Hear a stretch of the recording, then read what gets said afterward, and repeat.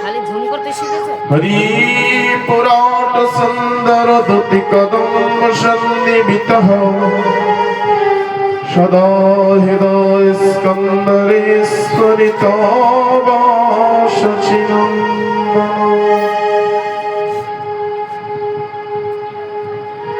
বরহ পীড়ভিরম মৃগমদাতিলকম কুণ্ডলাক্রান্তগণ্ডম কঞ্জস্যম কুম্ভকণ্ঠং স্মিত সুভগমুখম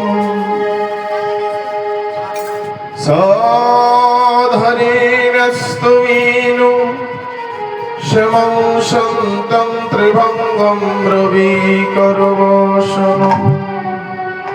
ভূষিতং ময়ীজয়ন্तं বন্দে বৃন্দাবনস্থযুবতী শতপ্রীতম ব্রহ্মা গোপালবেশম কস্তরী তিলকং ললাটপটলে বক্ষস্থলে কৌস্তভমনসাগ্রে বরমক্তিকম করতলে বেণু করে কঙ্কনম সর্বাঙ্গে হরিষচন্দনম কণ্ঠে চামুক্তারবলি গোপস্ত্রী পরিবেষ্টিত বিজয়তে গোপাল চূড়ামণি শ্রীকৃষ্ণায় বাসুদেবায় হরয়ে পরমাত্মনে প্রণতো ক্লেশনাশায় গোবিন্দায় নমো নমঃ। রাধা মেরা স্বামিনী मेरा धरानी को दास जन्म जन्म भी दीजियो वृंदावन में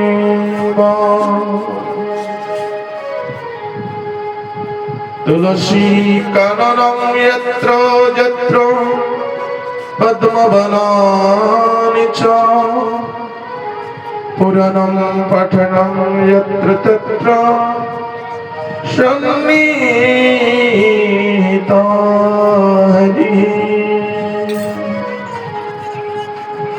नारायणं नमस्कृत्य नरं चैव नरोत्तमं देवीं सरस्वतीं व्यासं ततो जयमुदीरये। ग्रंथेर प्रारंभ करी मंगलाचरणम गुरु वैष्णव भगवंत तिनेर शरण होय विघ्न विनाशनम अनायासे हय निज वंशित पूर्ण সকল শ্রোতা বৈষ্ণবে চরণে কোটি নমস্কার। সবে মিলে চরণ ধরি শ্রীরাম কৃষ্ণদাস বাবাজি মহারাজের রতুল চরণ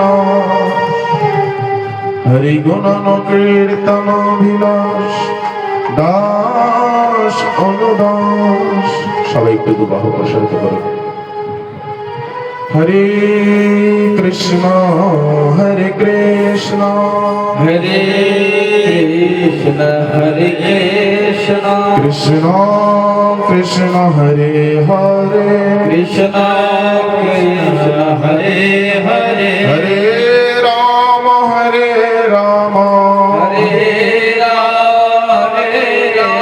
রাম রাম হরে হরে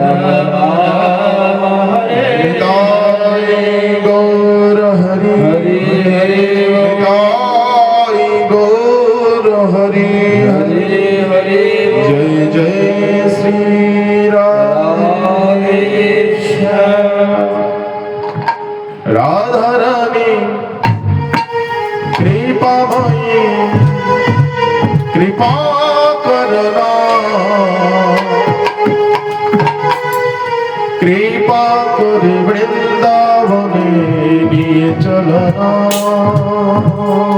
রাধারানী কৃপাময়ী কৃপা করনা কৃপা করে বৃন্দাবনে নিয়ে চলনা নিয়ে চলনা রাধে নিয়ে চলনা নিয়ে চলনা রাধে নিয়ে চলনা নিয়ে চলনা রাধে নিয়ে চলনা নিয়ে চলনা রাধে নিয়ে চলনা সবাই করতালি দিয়ে আমরা করুণাময়ী রাধা রানীর স্মরণ করব রাধা রানী কৃপাময়ী কৃপা করনা কৃপা করে বৃন্দাবনে নিয়ে চলনা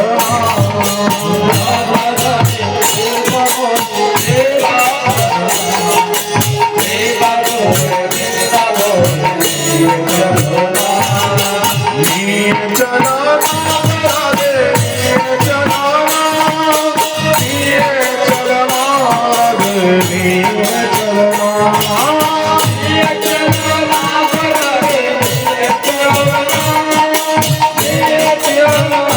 রাধে নিয়ে চলনা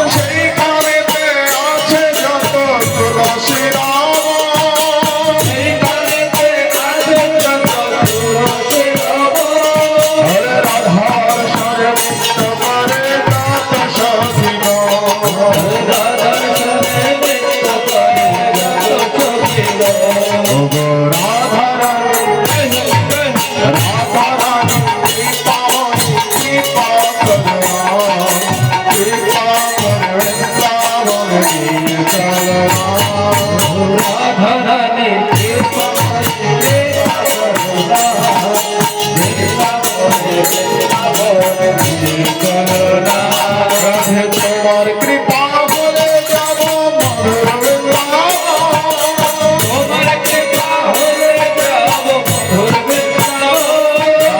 তোমার কৃপা বলে যাব মধুর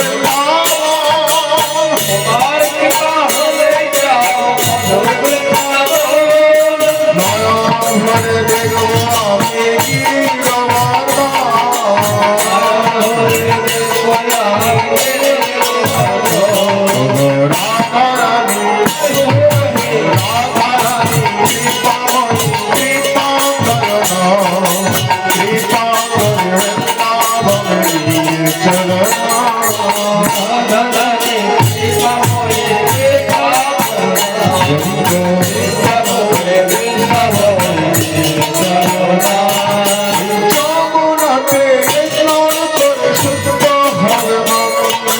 রাধে রাধে রাধে বলে গাইব সারা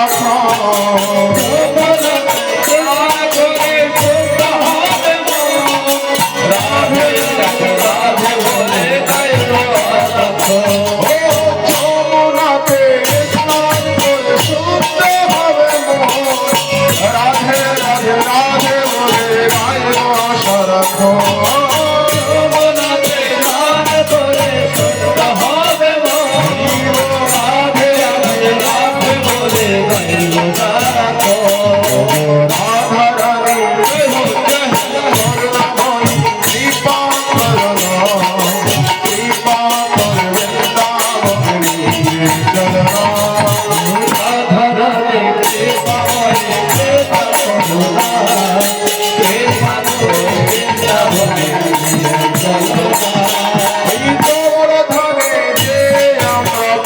ক্ষমা দিব তার ঘাটিতে দিয়ে আমরা দান ধর্ম পাইব চরণ ধরে দিয়ে মোরা করি ক্ষমা দিব তার ঘাটিতে দিয়ে মোরা দান ধর্ম করব রাধা রানী ও মহারানী কৃপা করো কৃপা করে বৃন্দাবন নিয়ে চলো রাধা রানী আমারে কৃপা করো কৃপা করে বৃন্দাবন নিয়ে চলো না রাধে তোমার কৃপা পেলে পাবো শ্রী ভগবান তোমার কৃপা পেলে পাবো শ্রীমদন রাধে তোমার কৃপা পেলে পাবো শ্রী ভগবান তোমার কৃপা পেলে পাবো শ্রীমদন আর নয়নে হে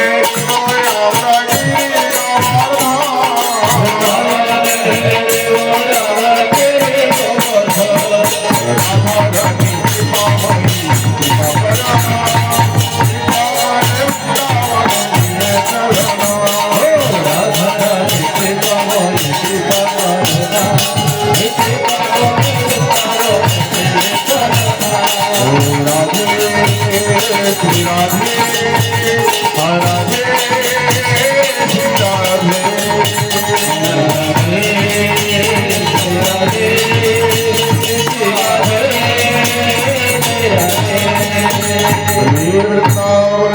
করুণাময়ী রাধা রানী কি ছোট করে বাজাচ্ছে একটা আওয়াজ হচ্ছে ও নমো ভগবতে বাসুদেবায় বাসুদেবায়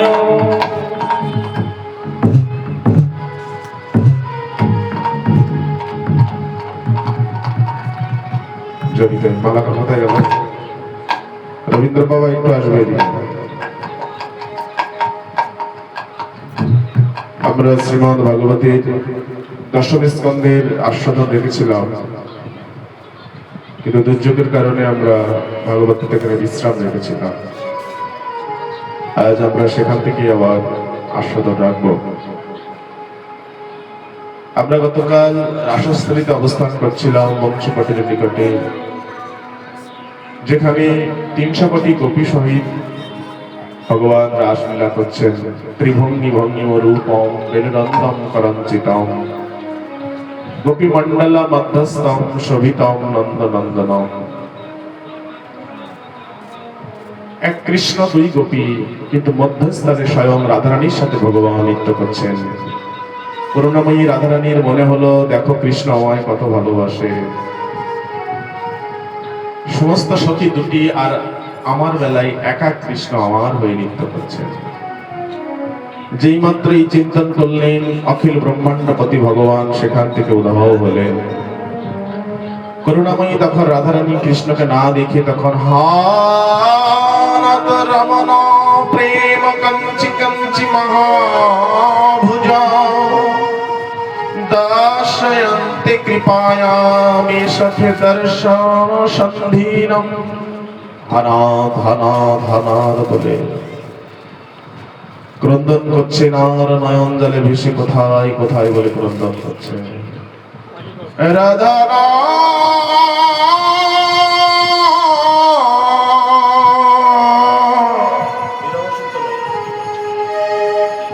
তুমি কোথায়, তুমি কোথায়।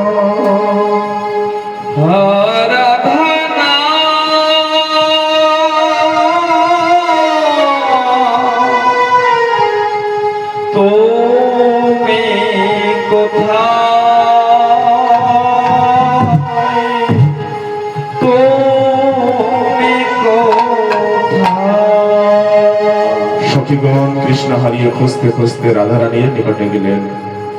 রাধারানী মৃদু মৃদু শব্দে হানাদ হানাদ বলে কাঁদছে। রাধারানীকে নিয়ে সখীগণ একসাথে দু নয়ন জলে বক্ষ প্লাবিত করে করুণাময়ী রাধারানী সহ সখীগণ গাইছেন, একবার দেখা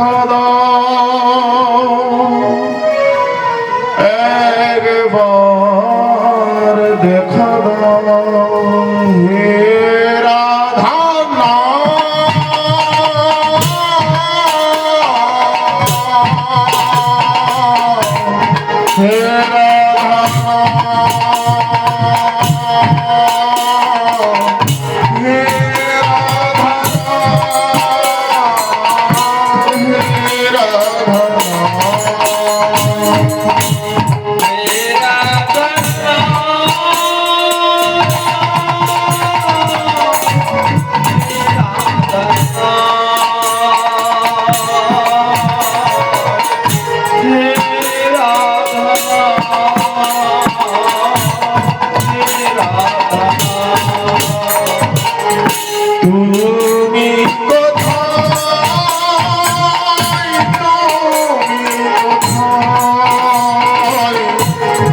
তুমি কোথায় হঠাৎ তুমি কোথায়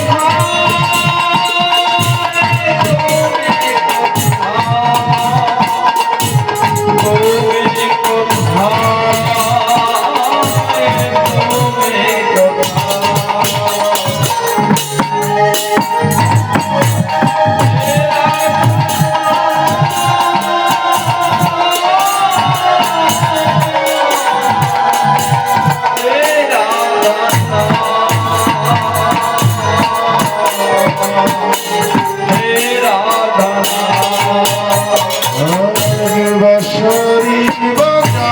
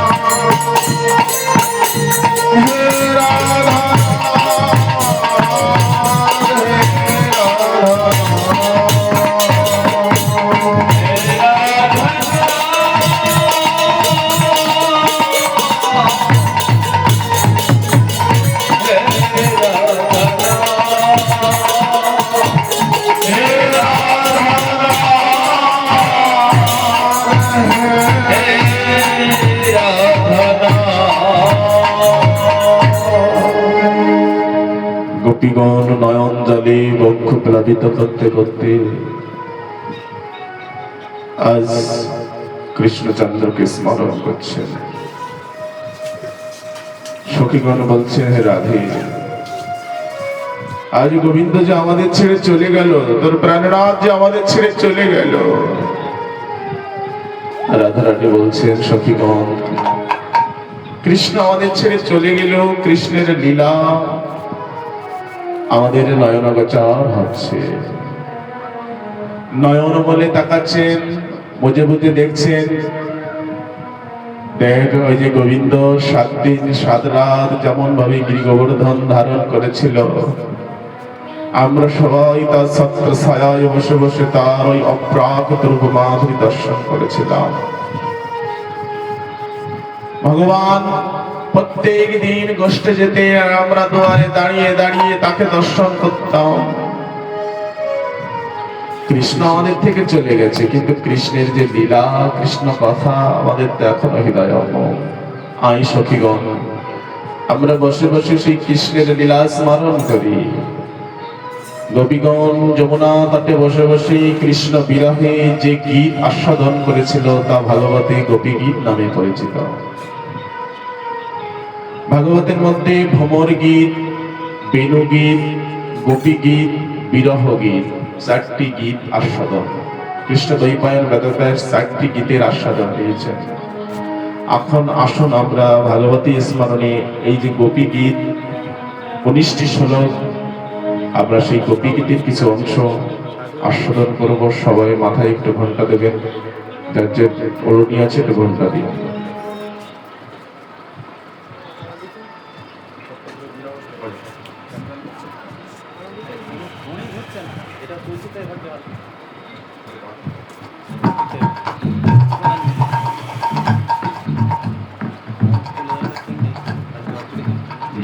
जयति ते धिका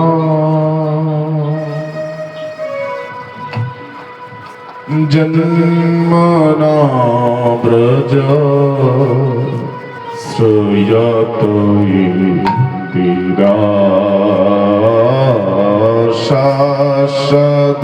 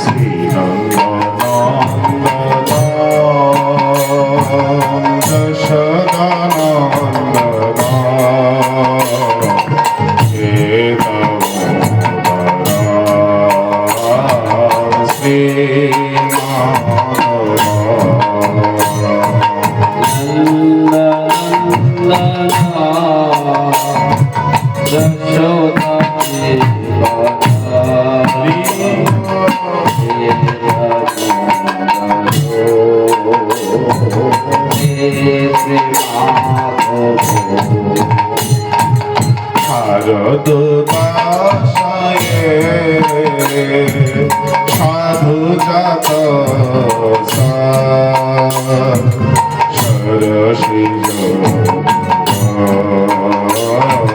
শ্রীমুখ দৃশা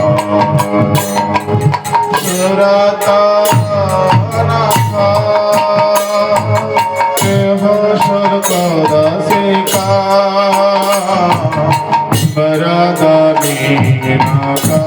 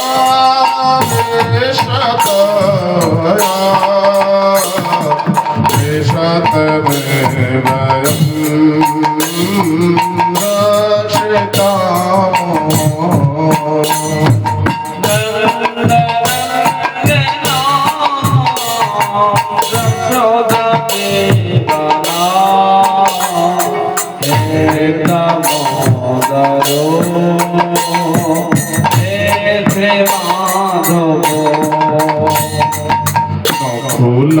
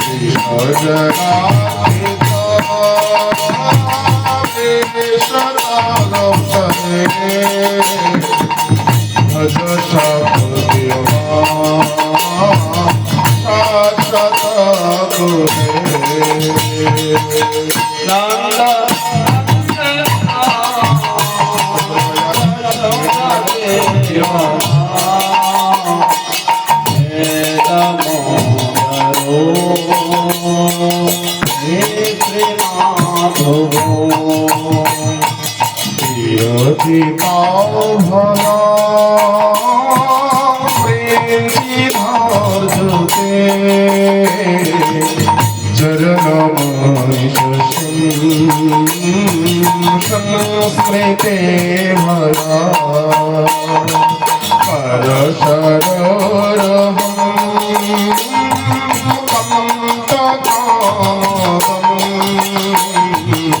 शिरसि देना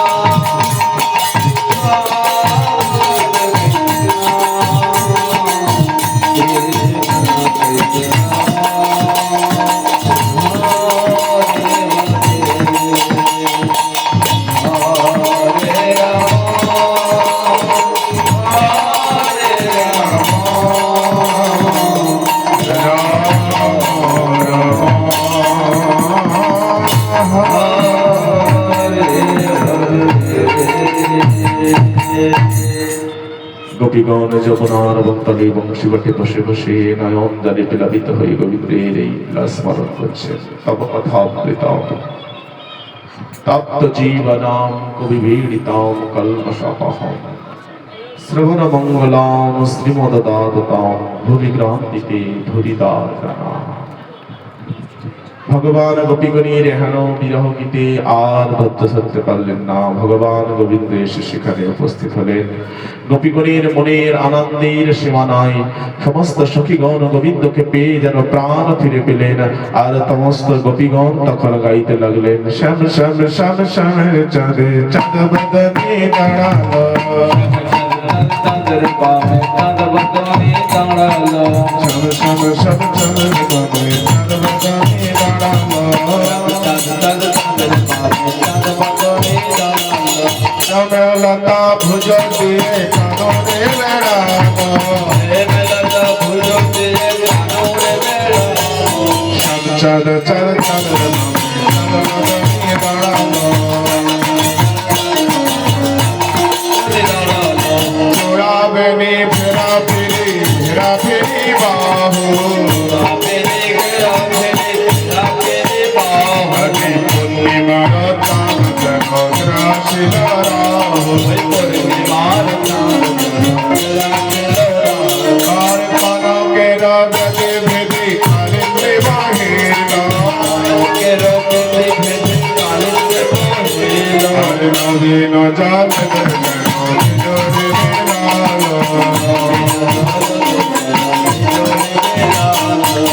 আজ বেড়া কাঁচে কাঞ্চন বেড়া কাঁচে, রাই কালো তরি কত এক হইয়াছে, রাই সেরা সেরা সেন্দুর তরঙ্গ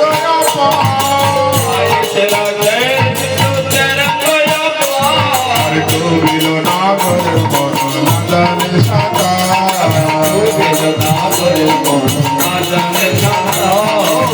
রাই সেরা সেরা নদী আমি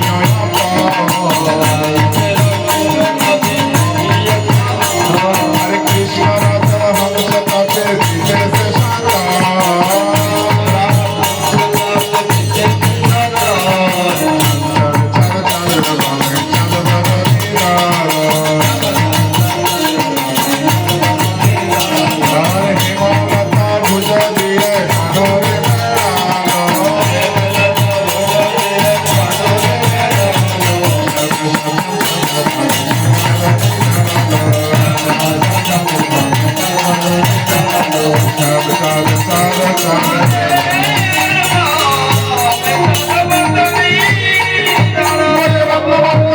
भगवान की श्रीमती राधिकार शाने मिलिल कानैया रे कानैया सुंदर सुंदर कथा कहिया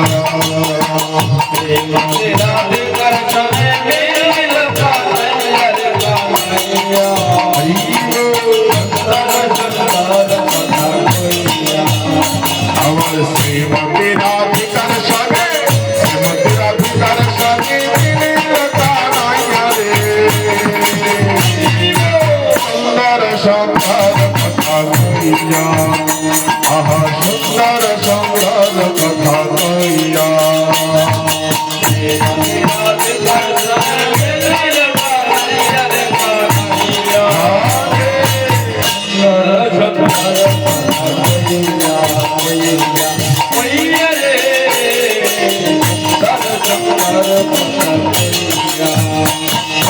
সুন্দর ফুলের মালা তবে সুন্দর গাছনি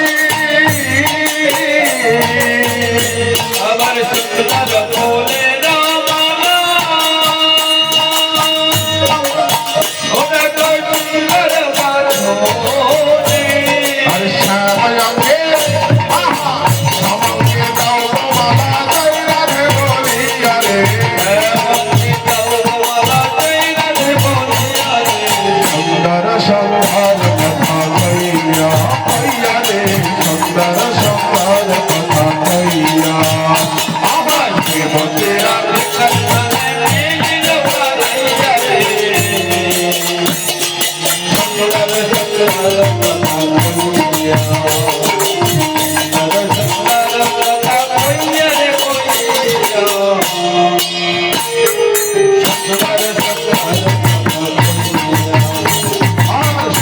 সখী নৃত্য করে সপ্ত সখী নৃত্য করে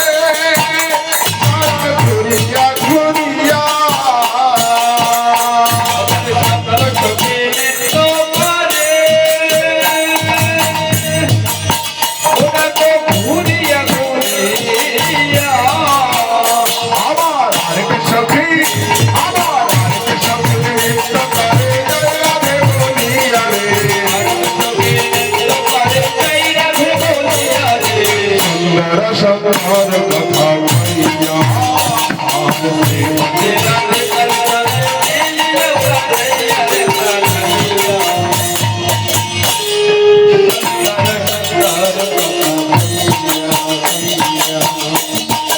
অগর চন্দন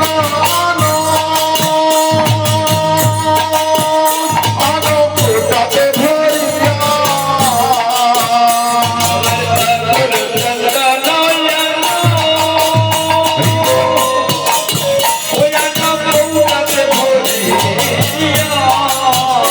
আমার সামঙ্গে তোমরা সামঙ্গে দাও চন্দন দিয়া দিয়া রে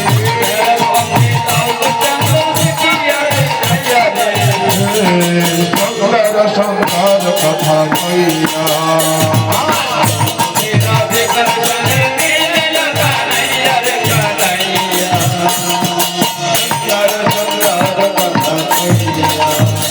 আমার ময়ূর বলে ও ময়ূরী তোরা তারা করিয়া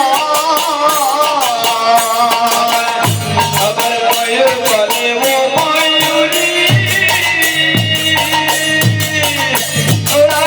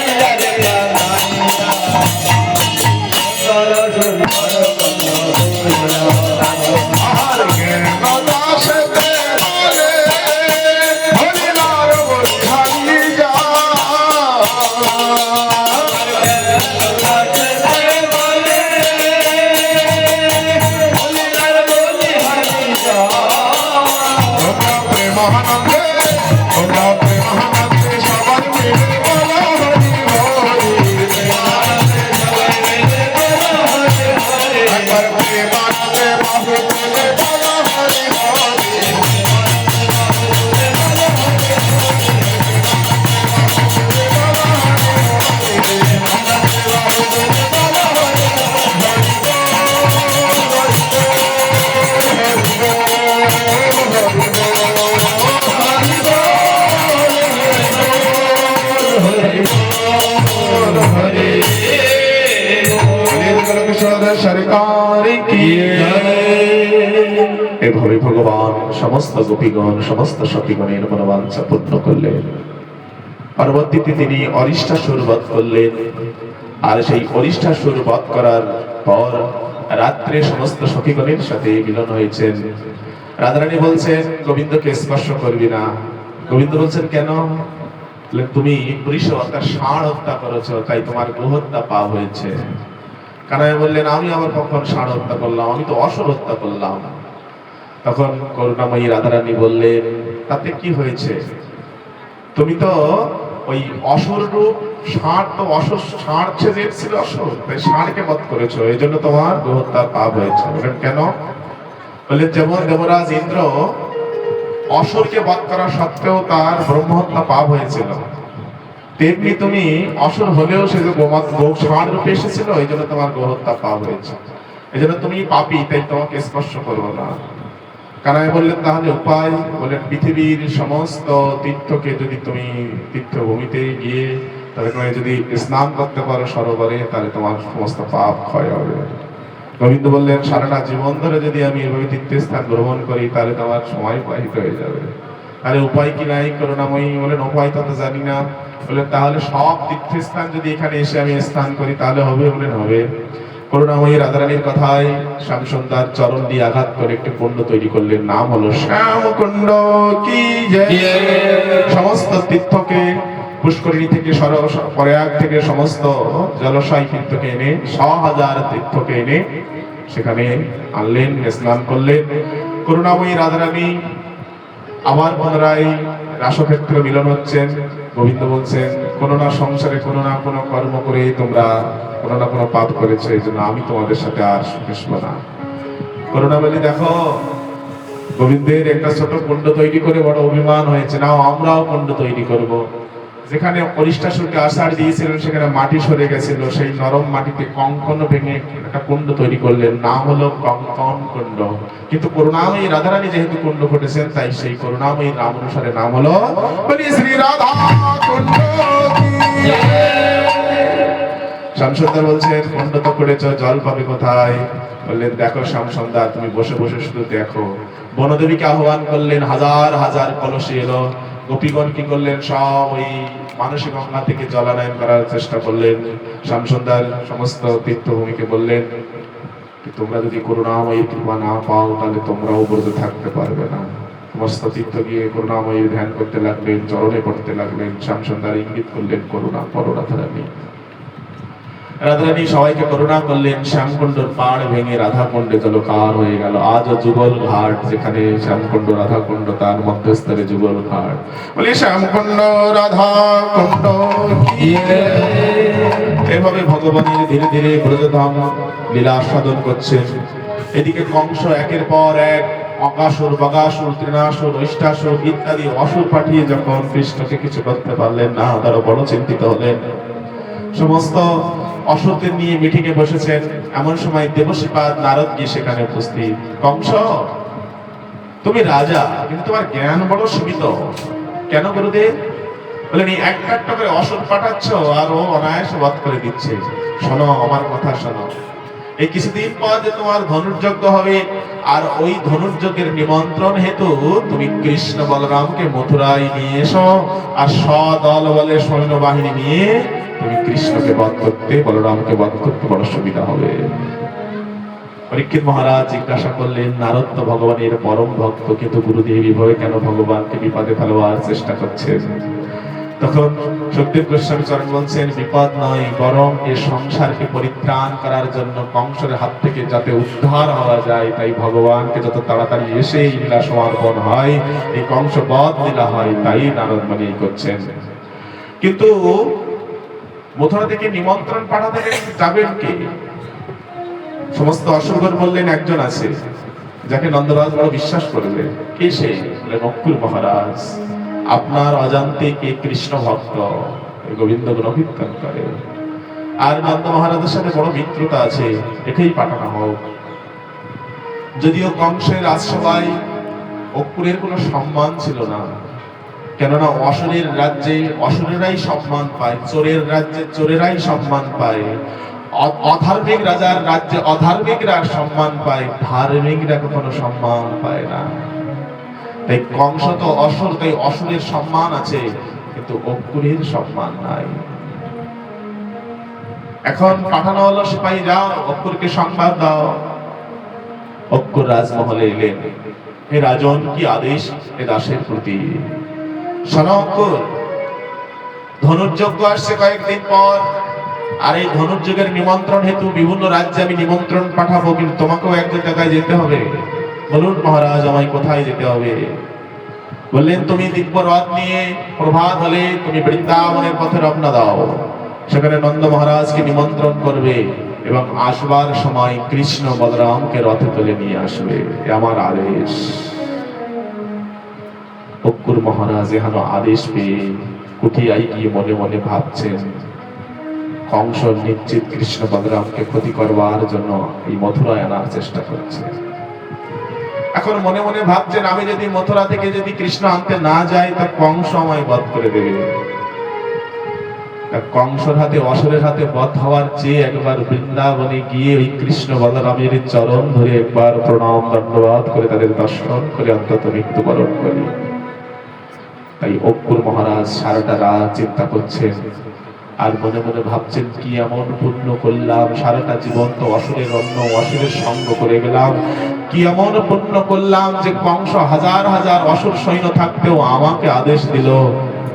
আজ হয়তো আজ গোবিন্দ আমায় কৃপা করে তার চরণ দর্শনের সৌভাগ্য দিয়েছে। প্রভাত হলো, রথ নিয়ে অক্রুর মহারাজ চলেছেন ব্রজের পথে। যমুনা পার হয়ে ব্রজে যেই মাত্র গমন হলো, তখন ব্রজের রস অক্রুর মহারাজ ধারণ করলেন। কেননা এই ব্রজের রাজে অখিল ব্রহ্মাণ্ডপতি গোবিন্দের চরণ চিহ্ন।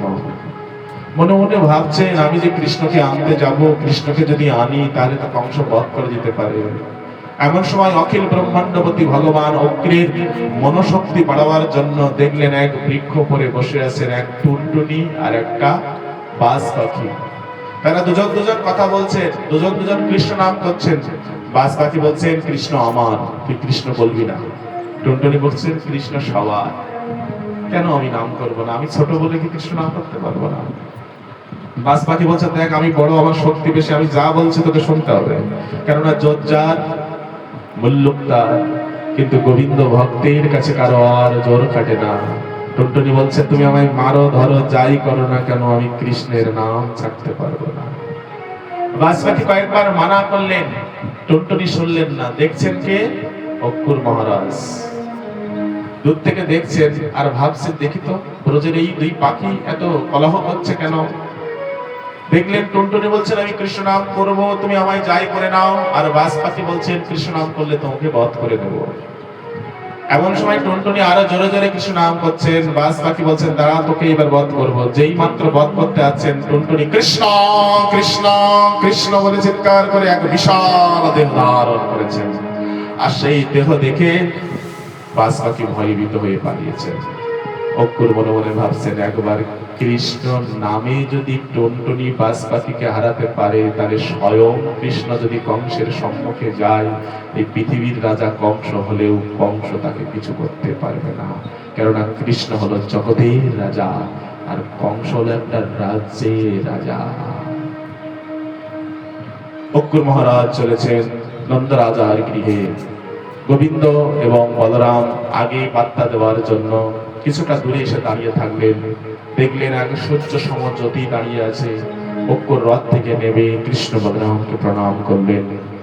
কৃষ্ণ বলরাম বললেন, দেখো কাকা, তুমি যদি বলো ধনুর্যজ্ঞের জন্য বা এই সব যুদ্ধের জন্য আমাদেরকে নিয়ে যাচ্ছে, তাহলে নন্দরাজ পিতা মা যশোদা আমাদের যেতে দেবে না। শুধু বলবে শুধু ধনুর্যজ্ঞের জন্য আমাদেরকে নিয়ে যাচ্ছে, তাই যদি যেতে দেয়। নন্দগৃহে প্রবেশ করলেন।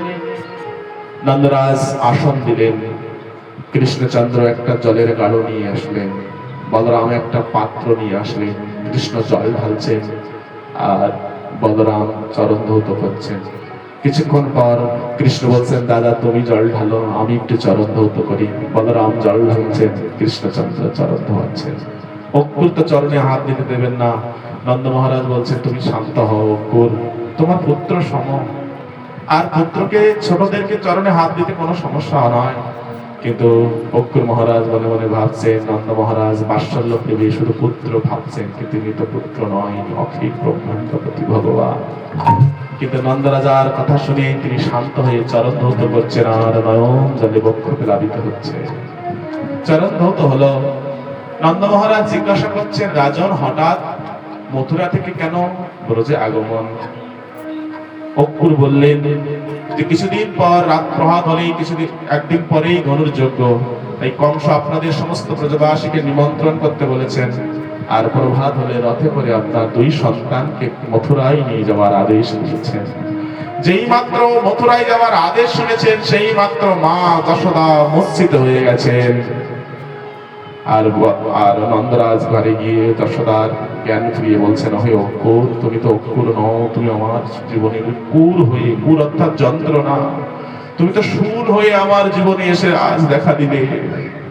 নন্দ পিতাকে বলছেন, হে নন্দরাজ, আমি তো তোমায় যখন কৃষ্ণ আমার কোলে এসেছিল তখন তোমায় বলেছিলাম, আগে তো বলেছিল আজ দান করে দাও ধেনু, নগরে নগরে মাগিয়া খাবো কোলে লয়ে কানো। আজ নন্দরানী নয়নজলে বলছেন, হে পতি দেবতা, যখন কৃষ্ণ আমার ঘরে এসেছিল তখন বলেছিলাম আমি রাজ সিংহাসন ত্যাগ করে দিন, এই গোমাতা সব মনে ঋষিদের দান করে দিন, আমরা নগরে নগরে কানা একা কল করে নিয়ে ভিক্ষা করে খাবো। আর যদি আপনি রাজা না হতেন তাহলে আপনার পুত্র নিয়ে যাওয়ার আদেশ হতো না। আজ আপনি রাজা হয়েছেন বিধায় আজ আপনার প্রতি আদেশ, কিন্তু আমি আমার পুত্রকে যেতে দেব না। অক্কুর নন্দরাজকে বোঝালেন, আপনি হলেন অঙ্গরাজা, কংস হলো রাজা। যদি আপনার রাজার আদেশ না মানেন তাহলে সৈন্য পাঠিয়ে আপনার ব্রজবাসীকে রক্তাক্ত করবে, আর এই ব্রজবাসী আপনার পুত্র সম। তাই আপনি সিদ্ধান্ত নিন যে আপনি কি করবেন। উপনন্দ অভিনন্দ ডাকলেন, অর্থাৎ নন্দরাজার ভাইদেরকে ডাকলেন, ব্রজের সমস্ত বিজ্ঞদেরকে ডাকলেন। নন্দরাজ বললেন যে অক্কুর এসেছে কৃষ্ণকে নিয়ে যাওয়ার জন্য, এখন আপনাদের সিদ্ধান্ত হলো। উপনন্দ অভিনন্দ বললেন, দেখো নন্দ, তুমি রাজা, এই ব্রজবাসী যেমন তোমার পুত্র, আর তোমার ঔরার্য তো কৃষ্ণ তোমার পুত্র। এখন উভয়ের মঙ্গলের জন্য তোমাকে সিদ্ধান্ত নিতে হবে। এখন রাজা যখন তুমি সিদ্ধান্ত নাও, আমরা বলবো না যে তোমার সন্তানকে মথুরায় পাঠাও, এ কথা আমরা বলতে পারি না, কারণ কৃষ্ণ আমারও পুত্র সম। নন্দ মহারাজ সিদ্ধান্ত নিলেন, ব্রজবাসীদের শান্তির জন্য আমার গোপালকে মথুরায় পাঠাবো, কেননা আমি শুধু গোপাল এবং বলরামের পিতা নয়, আমি ব্রজবাসীর পিতা। তাই ব্রজবাসীর যাতে কোনো রক্ত না ঝরে, কোনো আক্রমণ না হয়, এই চিন্তাও আমায় করতে হবে। যথারীতি ভাবে মা যশোদা সারা রাত ক্রন্দন করছেন, কৃষ্ণ বলরামকে যেতে দেবে না। কৃষ্ণ বলরাম বোঝাচ্ছেন, মা একদিনের তো যাবো, আমরা কোনোদিন শহর দেখি নাই, মা একদিন গিয়ে একটু শহর দেখে আসি, আবার তো তোমার কাছে ফিরে আসবে। কিন্তু মায়ের মন তিনি বুঝতে পেরেছেন, কৃষ্ণ বলরাম যদি চলে যায় আর ফিরবে না। ব্রজবাসীগণ কৃষ্ণ বিরহে কৃষ্ণকে যেতে দেবে না। সখীগণ রাধারানীকে বলছে, রাধারানী জানিস অক্কুর এসেছে তোর কৃষ্ণকে নিয়ে যাওয়ার জন্য। রাধারানী নয়ন জলে প্লাবিত হতে হতে বলছেন, আমরা বড় ঘর রমণী, আমরা কি করতে পারি বল। নন্দ পিতা যদি কৃষ্ণকে যেতে দেয় তো আমরা কি করতে পারি বল। আমরা জোর কি করতে পারি জানিস, কৃষ্ণ বলে নয়ন জলে কাঙ্ক্ষে থাকতে পারি।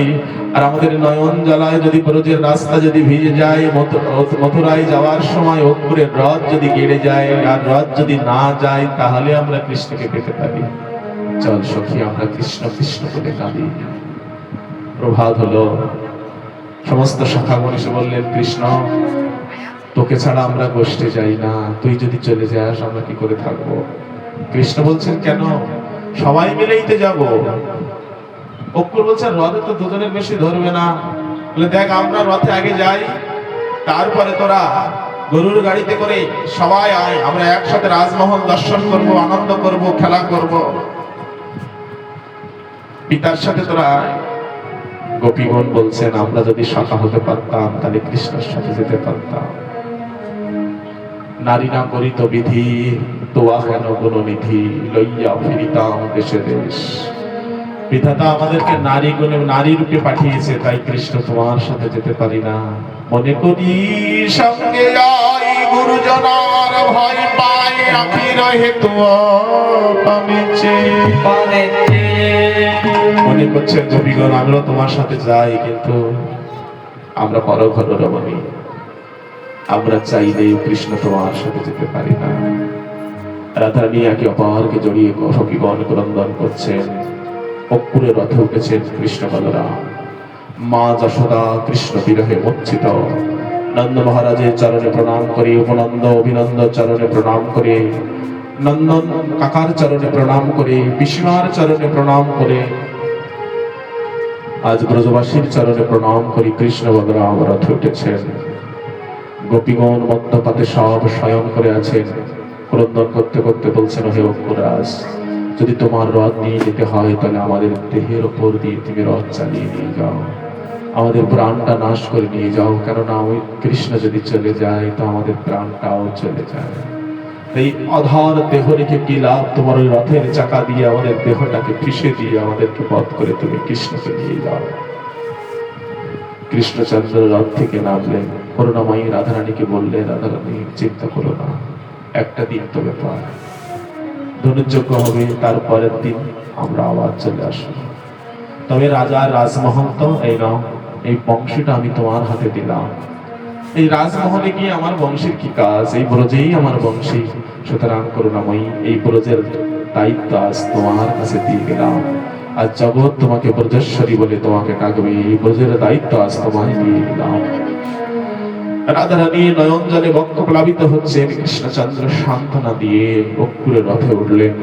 অপুর মহারাজ রথ চালাচ্ছেন, গোপীগণের অশ্রু ধারায় রথের চাকা ডেবে গেল। আজও পর্যন্ত সেই অপুরের রথ যে পথ দিয়ে গিয়েছিল, আজও সেই পাহাড়ের উপরে আজও রথের চাকা বসে আছে। যথারীতি কৃষ্ণচন্দ্র মথুরায় গিয়ে পৌঁছালেন। আর অপুরের রথ যখন মথুরায় গিয়ে পৌঁছালো, তখন কৃষ্ণ বলরাম বলল, কাকা আমরা তো কখনো রাজপথ দেখি নাই, তো তুমি রথ নিয়ে যাও, আমরা একটু রাজপথ দিয়ে হেঁটে হেঁটে রাজসভা দেখতে দেখতে যাই।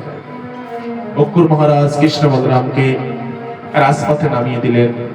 কৃষ্ণ বলরাম যাচ্ছেন, কৃষ্ণ বলছেন, দাদা আমরা ছিলাম কষ্টে ছিলাম, রাখাল বেশ ঠিক ছিল, এখন রাজমহলে এসেছি, মামার সাথে দেখা করতে যাই, একটু পোশাক আশাক একটু ভালো না হলে। কি করলেন? সামনে দেখলেন এক রজক কংসের বস্ত্র ধৌত করে নিয়ে যাচ্ছেন, স্বর্ণ অলঙ্কারিত মণিমুক্তাঙ্কিত বস্ত্র। কৃষ্ণ বলরাম সামনে গিয়ে বলছেন, দাও আমাদের দুটো বস্ত্র দাও, আমরা পরবো। রজক বলছেন, কারা তোমরা? রাজার পোশাক চাইছো? রাজা তো আমাদের মামা, আর মামার ভাগ্না, আমরা ভাগ্নের অধিকার আছে মামার বস্ত্র পরা, দাও। বলে কোথাকার গোশালা থেকে এসেছে, গরুর রাখাল, আবার বলে কংসের ভাগ্না।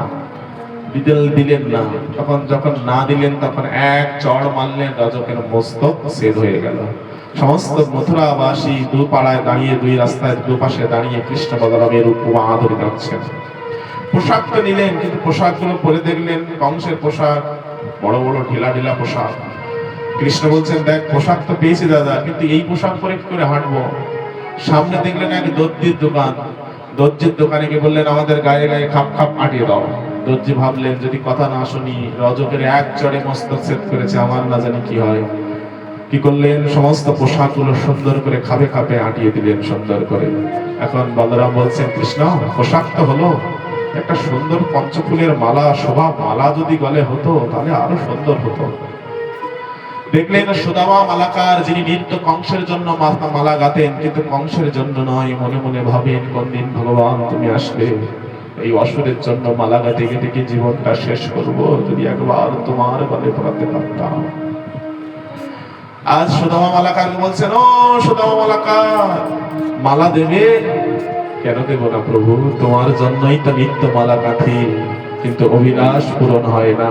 এই নাও কংসের আজ মালা, আজ তোমাদের গলায় পরিয়ে দিলাম। কৃষ্ণ বলরামের গলায় দিব্য মালা পরালেন। এদিকে নিত্য চন্দন ঘষে মলয় চন্দন ঘষে কংসকে পরাবার জন্য নিয়ে যায় এক কুব্জা নামক রমণী, যার কাঁধে কুব্জা হেতু তিনি সোজা হয়ে দাঁড়াতে পারেন না, কিন্তু নিত্য চন্দন ঘষেন। এই যে চন্দন ঘষা নিয়ম জানেন তো, এই আঙুলটা চন্দনের গায়ে স্পর্শ করতে নাই, এইভাবে ঘষতে নাই, চন্দন ঘষা নয়, চন্দন বাটা, অর্থাৎ চন্দন এভাবে ঘুরিয়ে ঘুরিয়ে ঘুরিয়ে ঘুরিয়ে চন্দন পেড়িতে ঘষতে হয়। অনেকগুলো নীতি নিয়ম আছে। এখন কি চলছে? এখন চন্দন যাত্রা চলছে।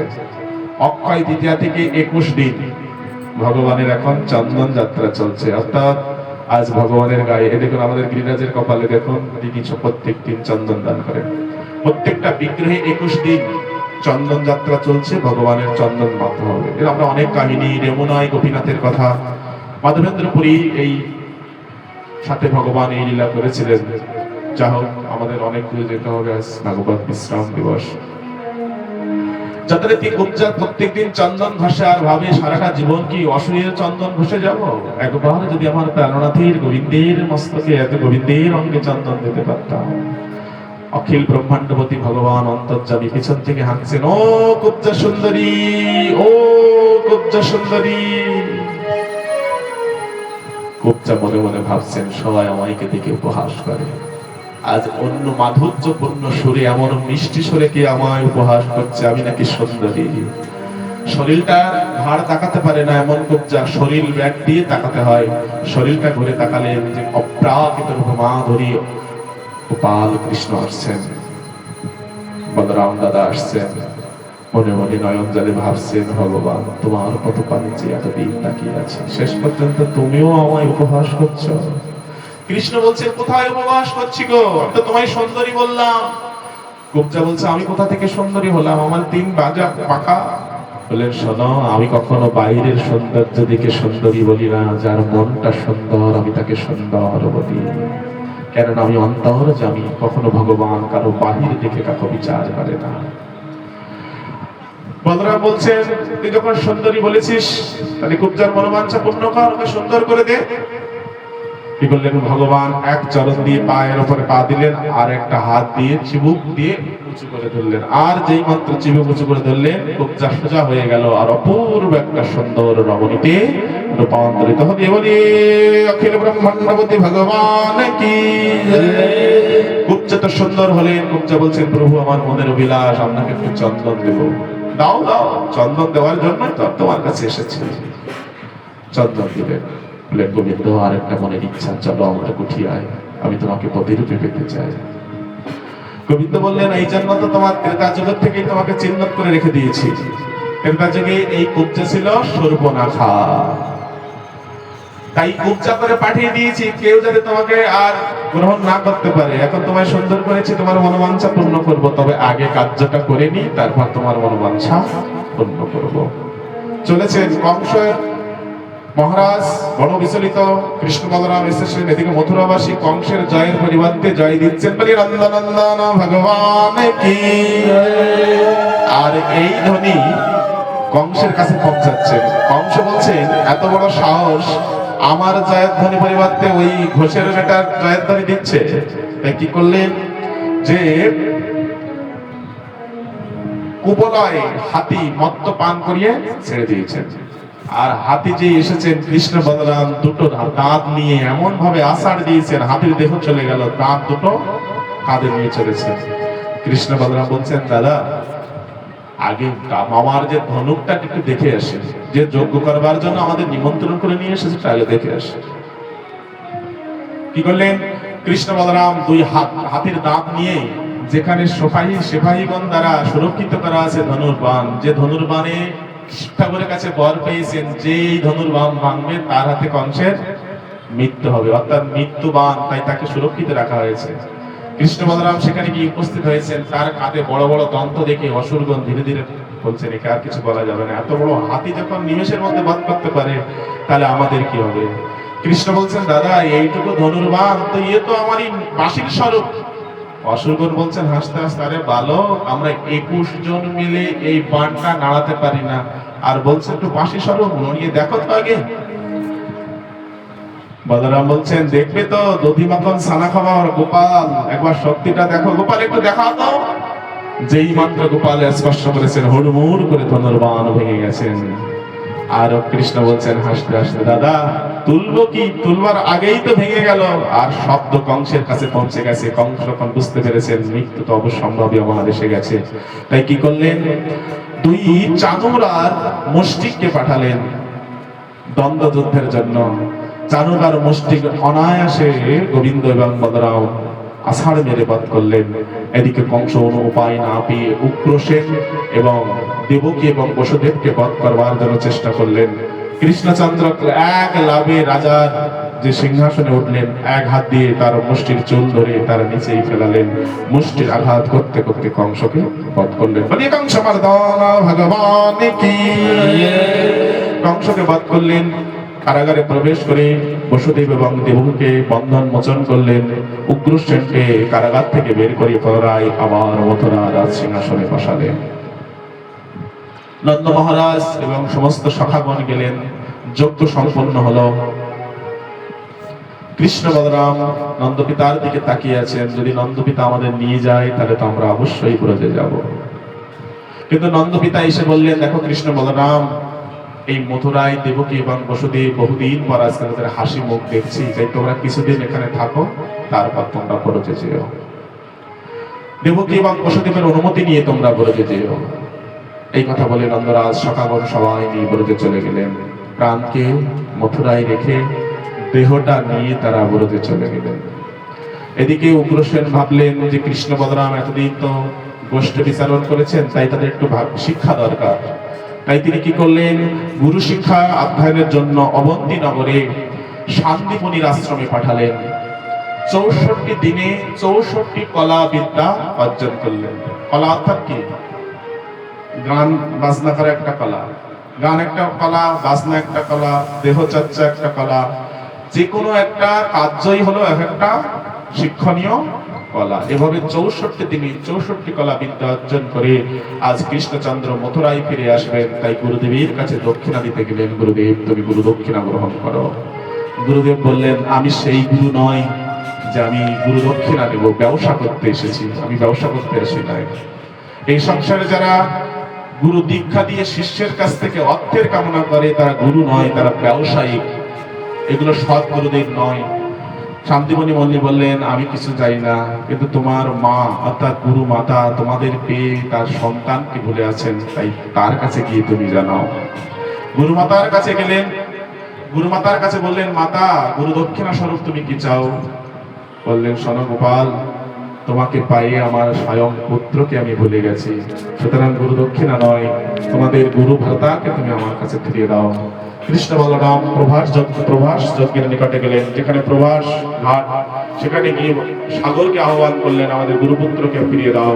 সাগর বললেন, আমি কিছু করি নাই, শঙ্কাচুর নামক এক অসুর এই সাগরে থাকে, সেই আপনার গুরু ভ্রাতাকে আহার করেছেন।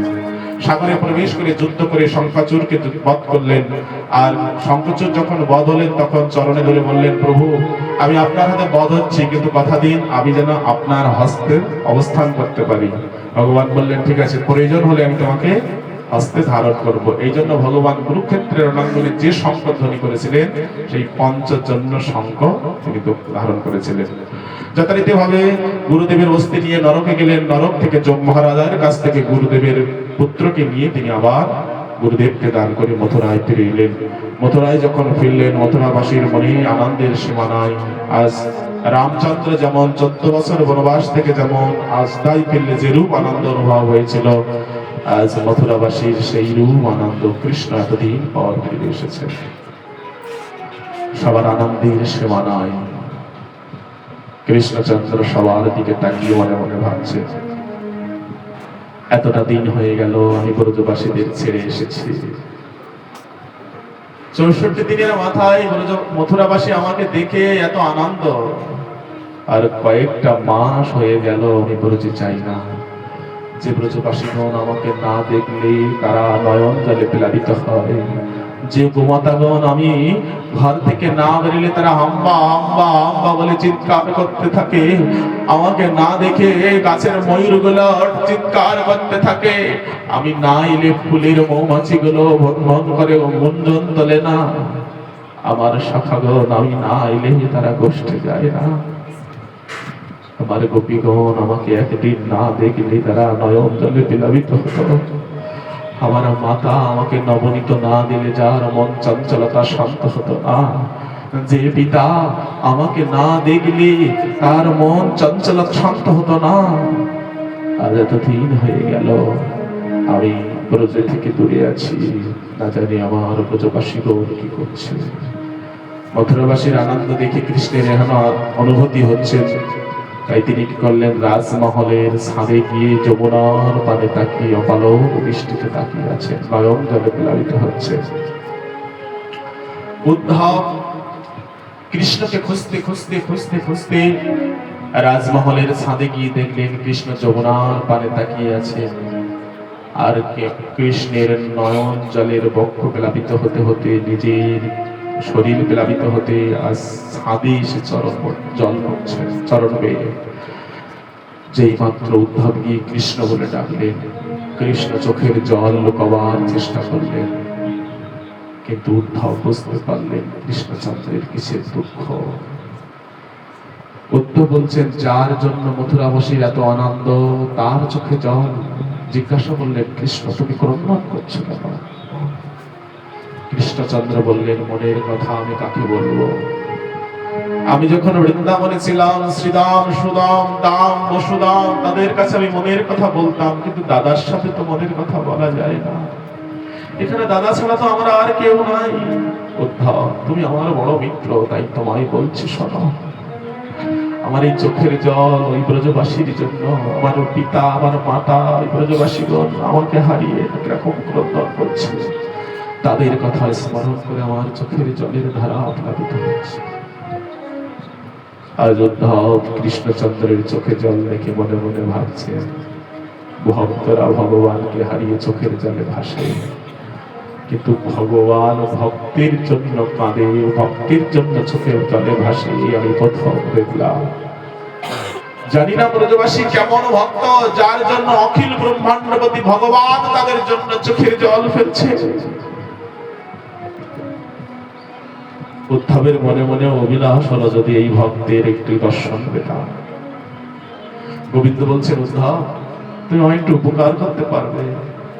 কৃষ্ণ বলো কি? আমি তোমার দাস, আমি তোমার সেবক, আদেশ করো। শোনো উদ্ধব, আমি বহুদিন ব্রজধাম থেকে দূরে আছি। তুমি একবার ব্রজে গিয়ে আমার পিতা মাতাকে যদি দেখে আসতে, আর পিতা মাতাকে একটু সান্ত্বনা দিয়ে আসতে যে আমি ভালো আছি। উদ্ধব জিজ্ঞাসা করলেন, তুমি নিজে কেন যাচ্ছ না কৃষ্ণ? তুমি গেলে তো কেউ মানা করবে না।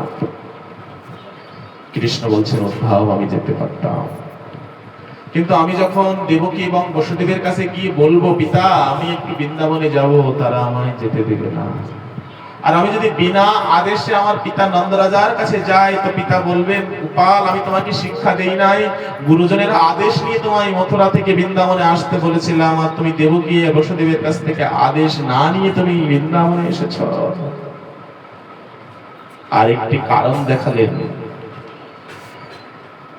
কংস বধের পর তার কংসের স্ত্রী অস্তি আর প্রাপ্তি এরা জরাসন্ধুর কন্যা, জরাসন্ধকে সব নালিশ করেছেন।